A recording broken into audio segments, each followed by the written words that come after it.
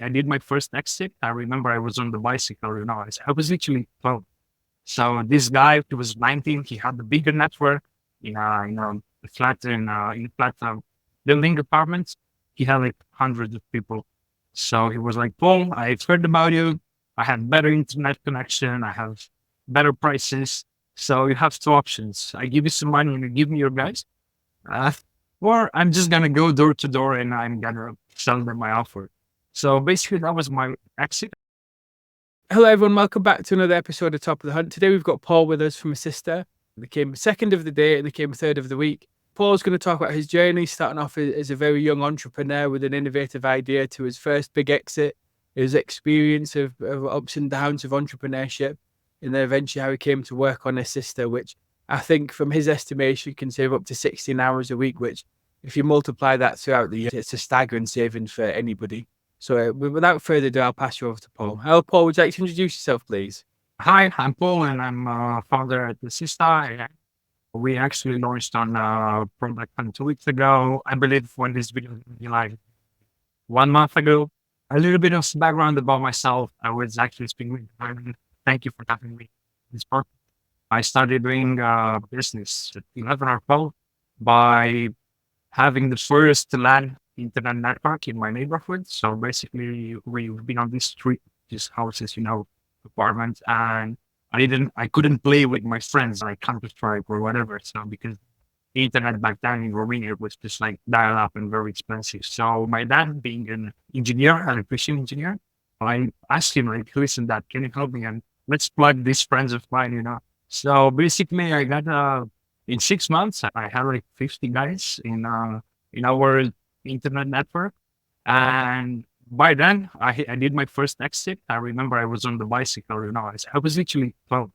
So this guy, he was 19, he had a bigger network a flat in flat building apartments. He had like hundreds of people.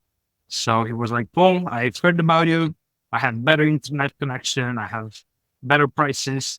So you have two options. I give you some money and you give me your guys. Uh, or I'm just gonna go door to door and I'm gonna sell them my offer. So basically, that was my exit. I got a small amount of money around with like 300, 400 euros. Yeah, and he led me to be the administrator of the network for 1 more year or something. So basically, I was every month by bicycle going door to door to gather the money, the subscription money. So this opened a new opportunity for me because I was quite with computers since very early, and I was just working with CDs and DVDs, and I was installing games for printers to the older guys like my dad age and everything. So it was quite good. And after that, I got more into this websites. It was this age when Google was amazing, SEO and whatever. I was just building websites with random things that Romanians at the time were loving, and it was just ranking on Google in like top one in a matter of weeks. But I was childish. I said, what I was doing? I was just looking at the metrics. I had this website. I think it was 50K unique visitors a day. But I was happy because I had that amount of money, but I never monetized that. Because for me, it was just that vanity figure. Was like, oh my God, I'm so good at what I developed. So, yeah, the years passed. I've sold some of those websites. I got some offers, some small offers. And life brought me to London, where it was quite an interesting experience for me. I'm coming from a creative background. I love building things. So 2 years before I left London, I had this dream, okay, I want to travel around. I want to have this remote part. I was seeing, those guys on YouTube, traveling and posting videos. I didn't want the YouTube part, but I wanted the experience. So, together with my best friend, we opened a recruitment agency. So we were recruiting blockchain and machine learning developers. And after a while, we decided to move back to Romania because of different reasons, workforce, cheaper in Romania and so on. So business-wise, made a lot of sense for us. But we didn't understand that us as friends, we got very broken in a very, very short time.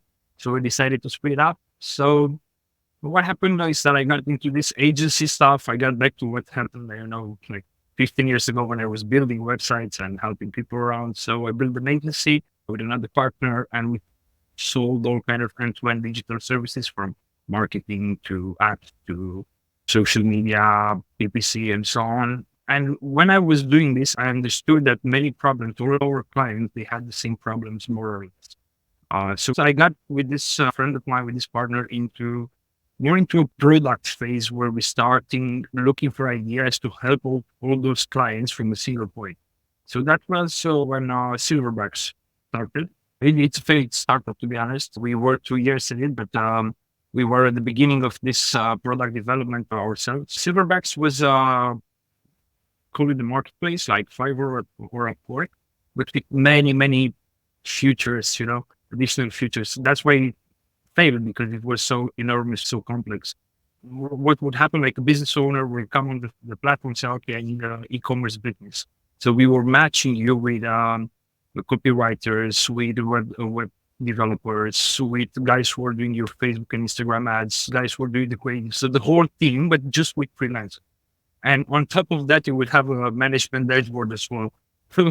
It was quite huge, but we've learned a lot. We've been to accelerators and all kinds of startup programs where we actually learned about the product base. But at some point, we decided just to drop it because it didn't work. So yeah, 1.5 years ago, we decided to start the system. But that was a lot from my pain point the first time. In the agency before, it's funny actually, because we were using AI product for 3 years already now. So we were trying to sell those AI services to clients, and they were quite, what do you mean some robot is going to write the text for me? And it was cheaper and not time consuming. And they were very reticent about this. And yeah, so in the end, we had to lie to them, literally, because no worries. I'm going to give you 3 guys who's going to write the product description, And in the end, it was just the AI, but they wouldn't know. So that was my introduction to AI. And Assista started from my pain point, overwhelmed about the productivity ads and how many things I have to deal with every day, and the amount of notifications of guys from my team texting me or calling me, video calls. It was pandemic as well, COVID and everything. So it was crazy. So I had all the resources when we started Assista 1.5 years to say, okay, we might have something. We are into something. Yeah, well, we started as a mobile app. It was basically a ChatGPT wrapper with some assistance, pre-find the pre-tuned models. It was quite cool. It was B2C. We got a huge amount of download in a short period of time, but we didn't know how to monitor that. So we were just consuming resources, and it was pointless. So that was the moment man decided into a B2B scenario. We had to pivot in this 1 year and something. We got into this phase of what it is custom GPTs today. Like build your own AI.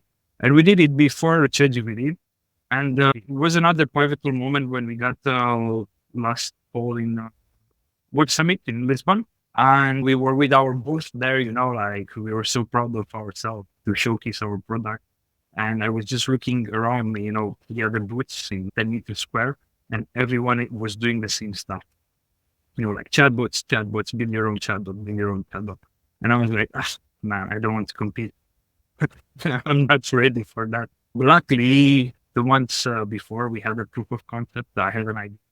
What if an AI, a chatbot, can interact with your apps? What if? That will be amazing. I don't know, to send an email or to create a task list in Notion or write a document. So I did a video. That was the first thing. I just did a video, proof of concept. This is the vision. What happened is that I asked my co-founder, Anton, and he literally built a small prototype about it. So what we were doing with the help of LLM, we were taking the sentence, the command, and from our email server, we were sending an email to you. So when I was in Lisbon, I said, I'm not okay with this chatbot. So yeah, I said, fuck the chatbot.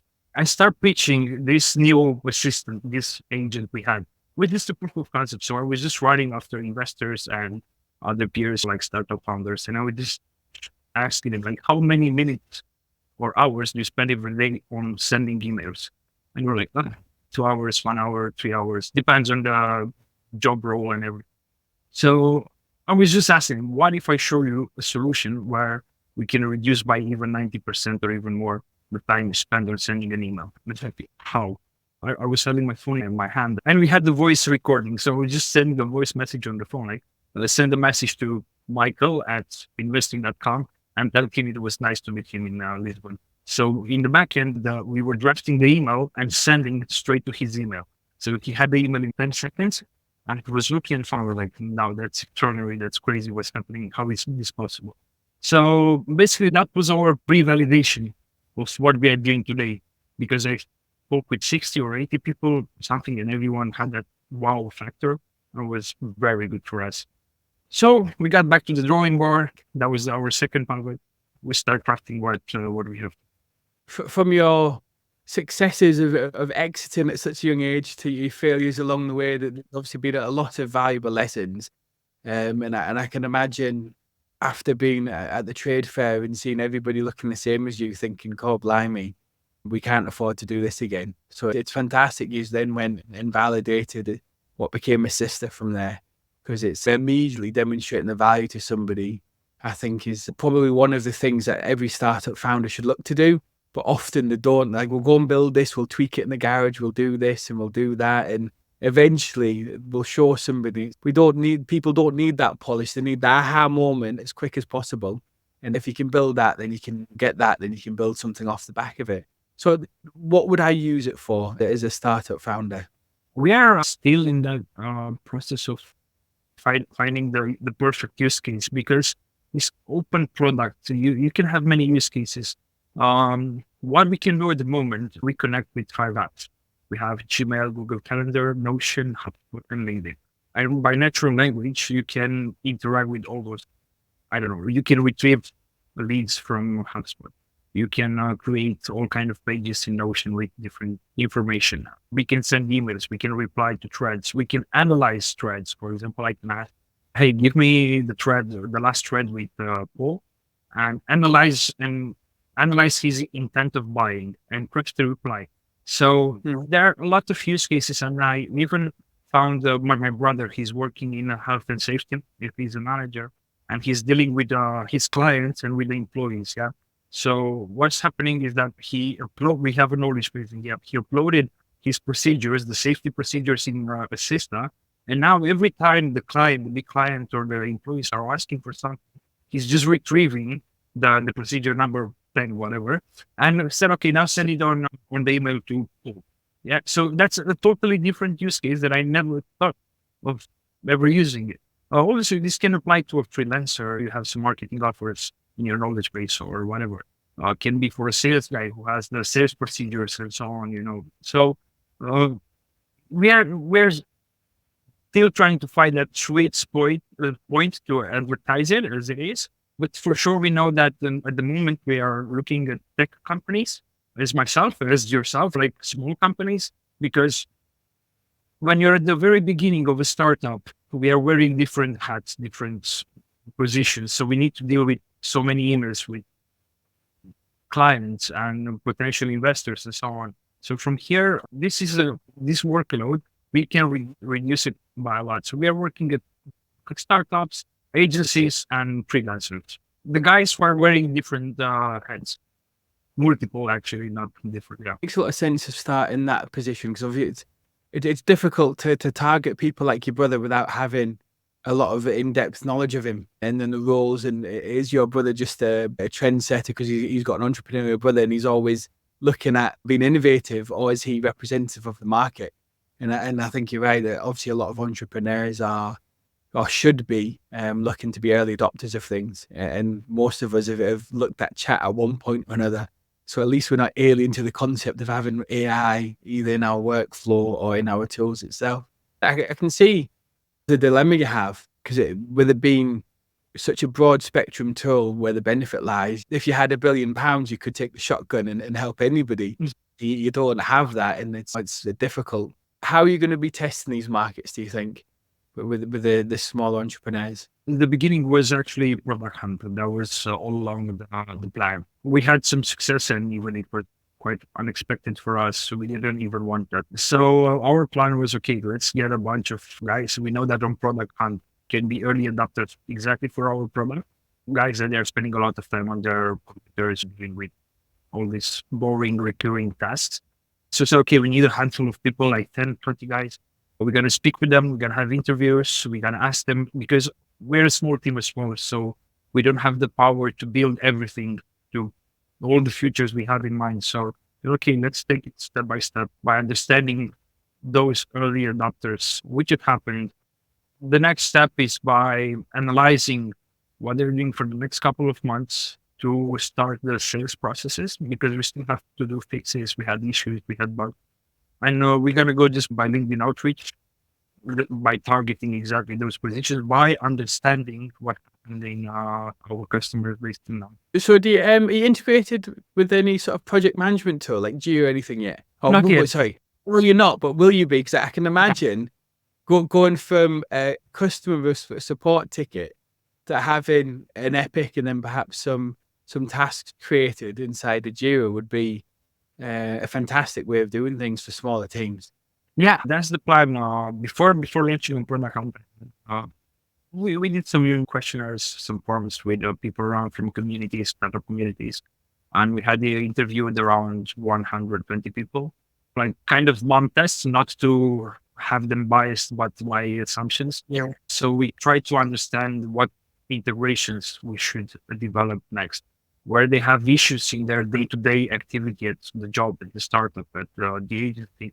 So by analyzing everything, we understood that we are missing some apps like task management with Asana, can be Jira, can be anything. And we actually asked them, okay, what apps are you using day to day? And some of our assumptions were validated. Like Gmail and Google Calendar was top of the responses. And some, it was quite unexpected for us. There were apps that we never even think about, like integration, but now we know. So therefore, we introduced the feedback system in Assista. Is just a link where we can request anything, integration, commands, features, and you can upvote. Other users can upvote those integrations. And if there is a demand on some, I don't know, weird app, indie app or something, and everyone is using that app, okay, we're going to build it because we want to have our customers happy. That's the whole idea by building with them, not just for us, based on our assumptions. It's fantastic. One of my co-founders, when we were first starting out, obviously we've known each other for a long time, so text messages and WhatsApp, and it used to be awful on WhatsApp, but he'd replying to text messages. And I said to her, why are you awful on WhatsApp, but like good with messages? And he says, I've got this, I've got Slack, I've got this, I've got the other, I've got different people from work. And he says, basically on WhatsApp, mainly family. So I'll go on to speak to them, but then they're going to bombard me with loads of other stuff.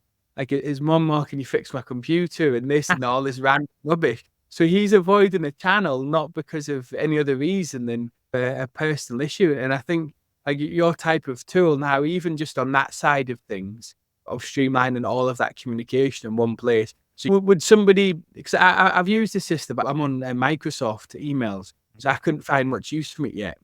So it's like, well, when you introduce that part, then obviously we can start to look at it with our seriousness within our team. But would somebody be able to feel natively like they could reply to a text message or a WhatsApp or an email address all from inside of it? Yeah, we have basically our product is two-sided. We have the part where you can perform actions, those commands by natural language. And the second side, we call it an activity feed.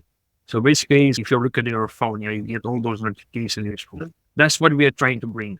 For the moment, we have just the Gmail. And what we are doing, we get the primary emails, we summarize them, and we show it to you in the feed. Yeah, we're not caring about promotions or whatever, billing emails and so on. And from the activity feed, you have a short resume of the email, and you can just press reply. So from there, you say, okay, tell this guy I'm not interested in his bullshit offer. So we are, hey, Paul, I'm sorry to inform you, but at the moment, we're not interested in your bullshit offer. With best regards, Jordan, So that's the whole point, like trying to prioritize what's happening in this feed, not bringing everything together because it's going to be chaos and we want to solve chaos. But if someone finished the task in Asana, you got to get informed. Listen, your colleague just finished this. Now it's your turn to start working on whatever you were blocked by his activity. So that's what we are trying. And from there to interact on both sides, activity feed and the action part. A very clever concept. I think that there's longer term, obviously, you'll know yourself from the positive feedback you've had so far. There's going to be a lot of people using it in the future, which must make you feel good and then a little bit nervous at the same time, because you've now got to think about how do we handle all of these people. So moving forward with that, from the feedback you've had so far, is the direction change much, or you're going to be heading pretty much the same way, do you think? To be honest, our assumptions were right. Somehow happened because most of the time they're not right. We validated some of, for sure, some of our assumptions. So we're not going to change anything in the direction, the vision where we're going, but just the integrations or the commands.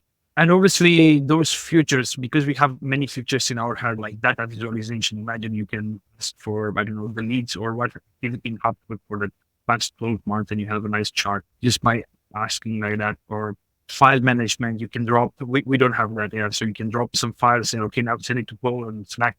So it's happening from there. There are many things we can do, but again, it's going to happen just with the help of the users because we need work. Some features are nice to have, some they're very critical. So it's a long way ahead. We have on big features on our roadmap because, again, when we started this product and the final form that it is today, we want you to interact as you interact with a real human. Because if you have an assistant at your desk, at your office, you're going to ask, like, listen, someone said to pay that invoice and now send an email to that guy and tell him that it was paid. So basically, that's what we want to do. So here is where we're going to introduce workflows. You can say, in our case, we are recording this podcast. Say, create a meeting, a podcast agenda about this and this on Notion, and now send it to Paul. Yeah, so we're creating the Notion page with the agenda. We are taking the link of the Notion page and sending an email to me. So we want to go as natural as possible with everything. And we have another crazy future, but for the moment, it doesn't make any sense for us because we need a lot of data. We call it the self-learning behavior AI. In reality, it's just a recommendation system where we start learning from what you're doing day to day in your tasks, in your way of speaking and so on. And we start recommend actions like, hey Tyrone, I've seen that you're meeting every day, every Monday at 12 with your co-founder. You want me to schedule a meeting?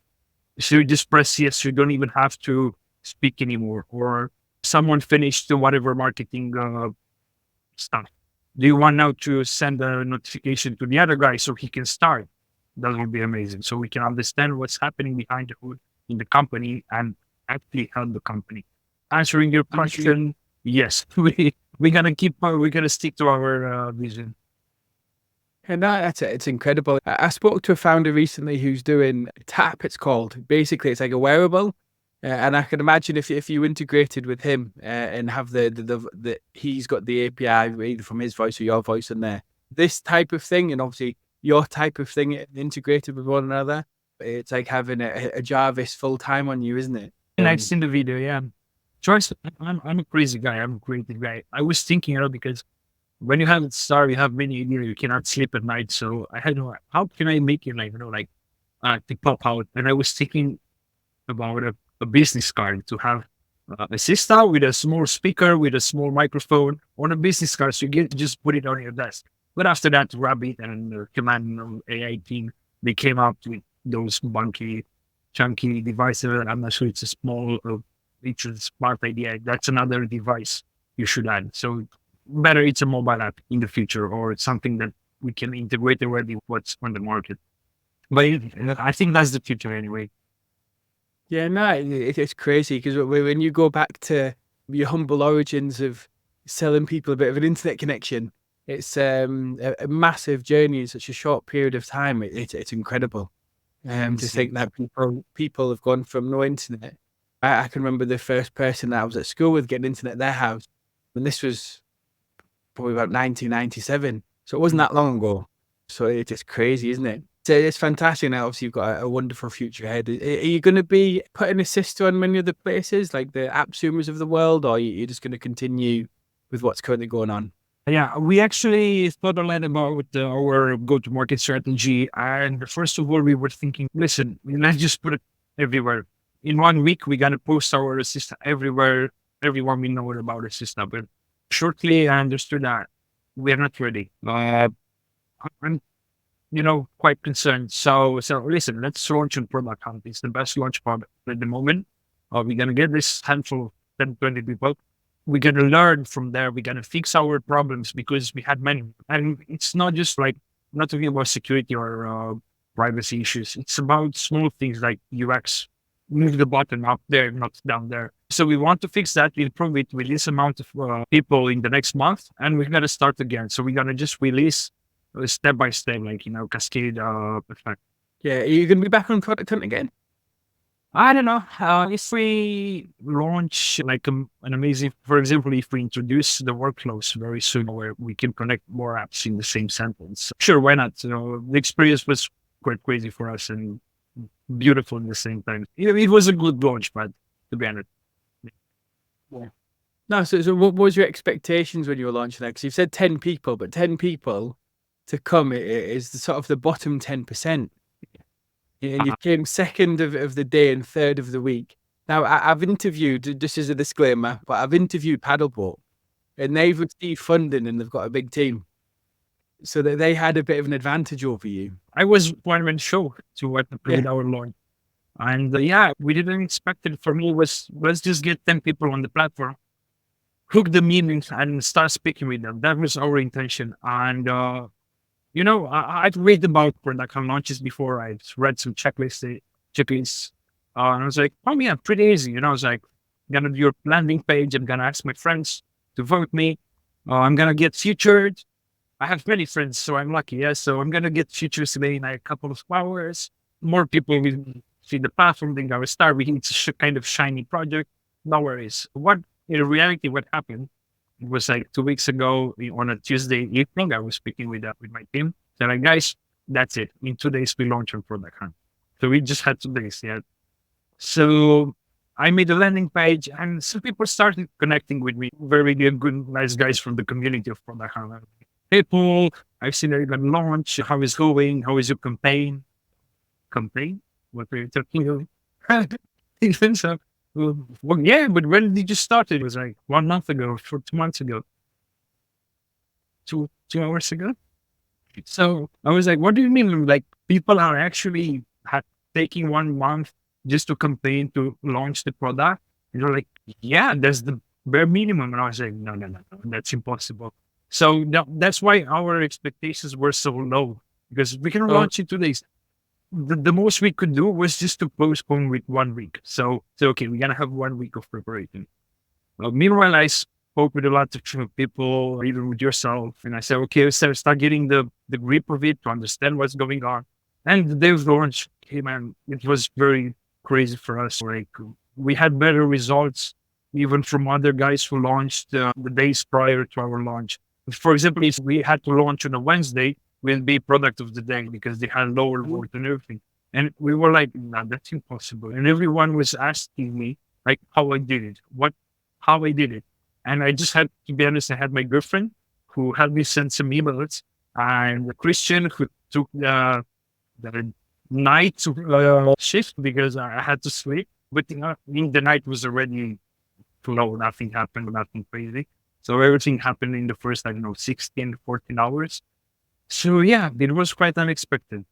It's very well done. And you've, I don't want to say sort of shared, that's not the right term, but demonstrated to everybody that perhaps the money that they've spent wasn't necessarily a productive use of time. But I think sometimes the difference is you've gone and you've spoken to people, and those people would have been sometimes come to test your product anyway because they're active on Product Hunt. And it's a case of, as soon as you get a few people on testing, you start to reach out to certain people and you say, can you come and have a look? And as long as you're not saying somebody, come and give me a vote and I'll give you a account and a free trial and a this and that and the other, most of the community is interested in trying out your tool. Like, as I say, I've seen a few people go on it and try yours and enjoy it. We're on Microsoft, and I can see the value of it. When I first looked at it, I was like, this is what Zapier looked like it was going to do one day. It's already doing that. They've launched a few months ago NLA, if I'm not wrong, natural language actions. But they're in the same category of automation. So you cannot interact on very specific tasks like send an email to John. You can just type every time I get an email, reply with this. So it's just the automation, and that's it. Is getting the building blocks, and you connect your Gmail, and yeah, it feels maybe in the back end it is a bit similar with all integrations, platform makes here and so many others. But in the end, the front end it's quite different, and the use case, the direct is different. Yeah. When we were developing an early stage MVP, we had a look at using Zapier because that was the one I knew, and then Make was obviously the newer one, and I think it was N26. I think it was N26, a different one. And we had a little play around with them. And my co-founder, he comes from a game development background, so he was like a real coder. So he was looking and saying, "This is a load of rubbish." And I'm looking and I'm thinking, "This is a bit complicated," and it never quite got the fit between the two of us of being suitable for him. He used it and got it working, and then when I was like, "That's confused." And then obviously when you come and look at your type of tool now, it's Assista and created in such a way where I don't need to figure that out. And he doesn't even think about coding anything because there's no need to. It's kind of solving that type of problem for the pair of us where hopefully it just works. Do you know? And then that's the next part of what you're saying, isn't it? Where it's the natural language part of interacting, and it's more like an assistant than just a robot. And that's sort of the future of AI for people, where it's to be directed by a human fairly consistently. As you mentioned, yeah, you didn't get along with Zapier or Make because you have these building blocks, APIs. You have to developer account from HubSpot. They create from there and connect my output. Just do whatever. That's crazy. It's a lot, and it's interesting in a way because it's creating a lot of jobs opportunities for the guys who are creating those automation. Because you call a consultant on whatever automation, and he's doing that for you. But we are cutting the middleman. We're gonna do that for some actually. So that idea. So everyone can use it. I mentioned our pivot. Yeah, half a year ago when we were building those chatbots, our motto was like even my mom can build now an AI. So we kind of want to go in that UX UI experience when it's so easy that you don't have to think, okay, how should I do that? Oh, APIs. Oh, I need to connect that. No, it's happening in the backend. No, it's fantastic because that's the thing is I can imagine my other co-founder, if we said to her, go and set up Zapier or Make, now she's going to look and like, it's not happening. But obviously we say to her, go and sign into Assista, and then it's going to tell you to go and sign into all of these other places. You're like, all right, I can manage that. Especially if it's all the single sign-ons and those types of things. It'll be straightforward. It's a lovely idea, and I think you're on the right path for it. From there, you're going to be looking at VC and other things since you've had startup experience? We've been contacted already because of product and launch. So several VCs already contacted us, but we were already fundraising prior to the launch. So we are already speaking with some investors. We are in a good direction. We expect to close our first round in the next couple of months. So yeah, it's quite good. Exciting times. It's one of those things, isn't it? Product hunt, because it's a very good indication, very early product market fit. People, early adopters like the concept. And I think your second of the day, realistically, you should be saying we were third of the week. Because I think that's a better indication. When you come second to the person who came first of the week, and you launched in the same month as Superbase, you're in a position where there's not much scope for doing much more as a new startup. I don't think you could have achieved a much higher ranking, even with a full month of preparation. But Paddleboard, they've been around for a bit, and they've got a good, strong team. The product's further along than yours, so people understand it a bit more. They don't realize much in their vision of what it could be. So you've done a fantastic job. I'd say give yourself a pat on the back. Certainly give your girlfriend some flowers and thank you. And Christian, let him have a sleep in next week.